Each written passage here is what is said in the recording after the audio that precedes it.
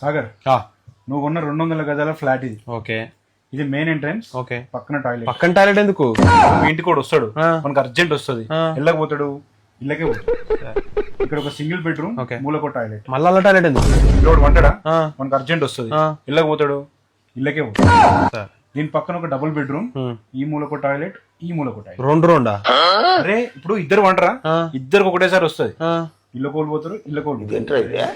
ఈ మూలకోటి kitchen. Kitchen బాగుందా? ఈ కిచెన్ లో మూలకు మళ్ళీ టాయిలెట్. మళ్ళా టాయిలెట్ ఎందుకు అలా?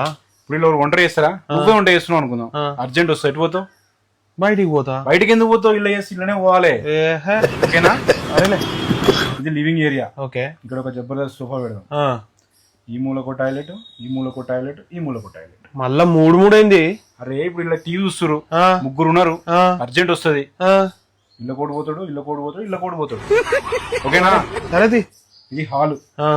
ఈ మూలకో టాయిలెట్, ఈ మూలకో టాయిలెట్, ఈ మూలకో టాయిలెట్, ఈ మూలకో. 4 హాల్లా 4. ఇప్పుడు నువ్వు రేపు దావత్ చేస్తున్నావు, 4 వస్తారు, 4 ఒకటేసారి వస్తుంది, 4 ఇట్లా పోతారు.